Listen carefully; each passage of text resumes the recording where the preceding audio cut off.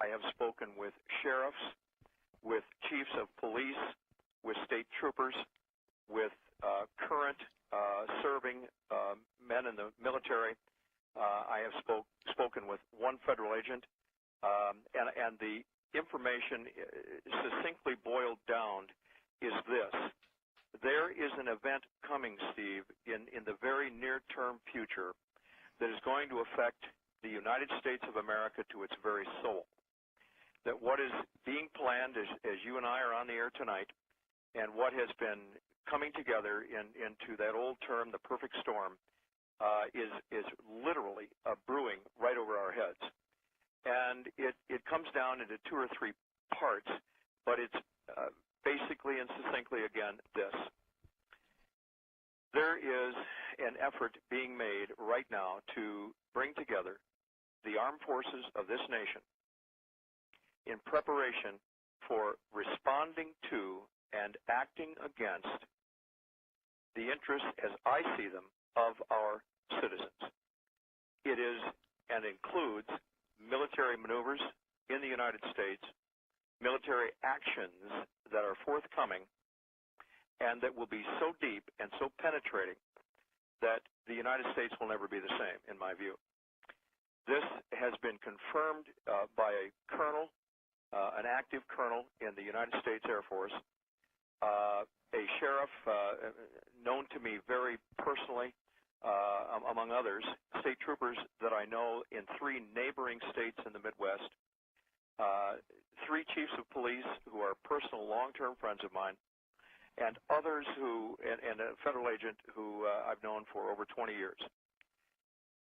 What is going to happen, Steve, is that as the economic situation in this country dovetails right into the ditch, and the country responds by pouring billions and trillions after the billions and trillions that have already been committed. The FDIC is crumbling. The Federal Reserve is facing either saturating the economy with more money and letting inflation do what it's going to do, hyperinflation, and so forth, that when this does become reality in the near-term future, near-term, and I'm speaking probably within the next 45 to 60 days, we will see a response that has been programmed and projected by computers of where the most vociferous and the most heated response will be from Americans who simply said, we can't take any more of this. We've lost all we can lose. I'm going to defend what I have left. And the armed forces are being prompted to respond to this, not just simply in pacification, not going out there and being visible, not rolling their convoys through communities and states, but actually taking action against those areas targeted that are already targeted and were set up for targeting by the 2009 census, so-called census, which was nothing more than acquiring targets for targeting computers so that individuals, even communities, but certainly areas where the government fears the greatest response from the people when the collapse of what is left of our great republic occurs. And the armed forces, Steve, have been faced with a tremendous challenge, an almost unthinkable mission to plan for, and that is fighting against American citizens. Now, there are many out there who might be inclined to say, well, yeah, that's hypothetical, but do you really think it's going to happen? I've even had a couple of folks who I really think a lot of, and still do, but they just genuinely disagree because they said once that begins, that the casualties will be so enormous, and even within the law enforcement and military community, because the response will be heavy from the American citizens as well, that this is a formula for unmitigated disaster. And I've said, yes, I do believe it's possible. Yes, I do believe it's coming. And yes, the government, its last-ditch position, regardless of what happens in Copenhagen, regardless of what happens at the United Nations, regardless of what happens in the bowels of that whorehouse in Washington called the Capitol, regardless of what happens anywhere there, Steve, it boils down to this. The American people have reached saturation. It's been long and it's been difficult. You at the top of the list, Steve, and others, of course, have been diligent, have been absolutely prophetic, and have been absolutely correct in your continuing many multi-year assessment of what's been going on. And I can't give you enough credit, if that's the right word, but certainly perseverance and courage for doing what you needed to do, even in the face of personal danger. I am so grateful that you've done that, and to others as well. But what it comes down to now is, and I'm going to take just a break here, but it comes down to the American people you're hearing the last clarion call, the last opportunity, the last expose, if you will. Maybe not in terms of all of this, but we're confining this tonight to what is out there on the planning boards for this nation. And it's coming as a result of the failure of government to protect its borders, the failure of government to protect the American people from gangsters and corrupt politicians that have literally raped this nation from the inside out and the outside in. There's nothing left of this nation, folks, that even resembles what my father fought for in World War II.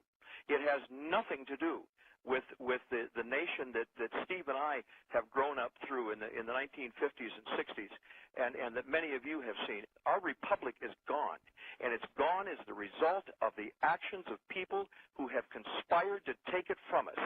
And because we're sitting in a socialist/communist nation that would rather be politically correct when it comes to any issue, you name it, they would rather do that than face the truth.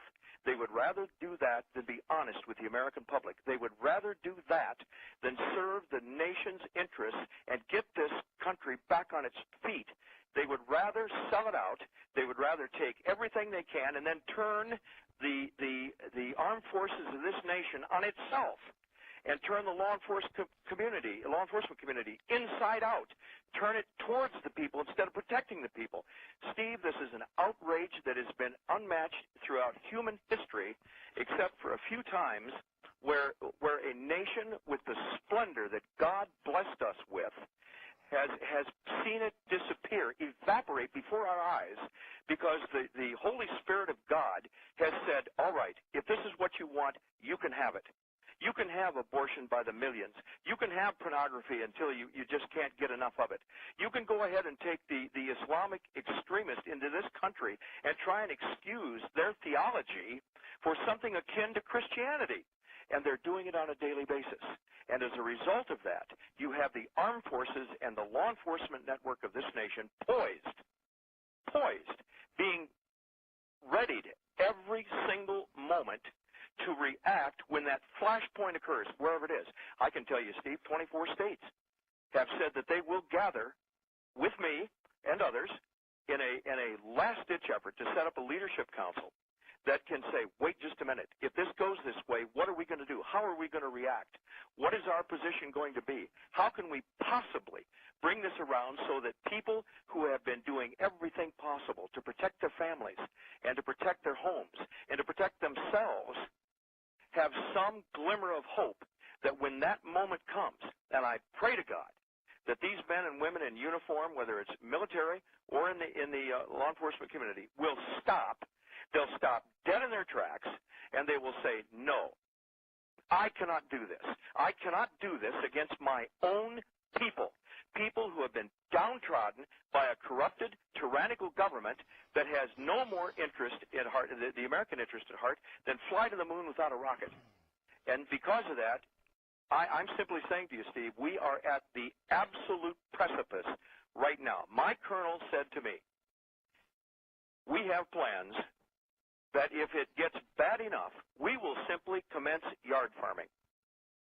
Now, that's a buzz phrase, I guess, in the military. I was not particularly familiar with it. I've heard other things close to that. But meaning, in other words, if we have to, in the worst-case scenario, we will call in targeted airstrikes to neighborhoods, communities, in areas in virtually across some states, that they will call in with Air Force assets to take out whomever they are told to take out.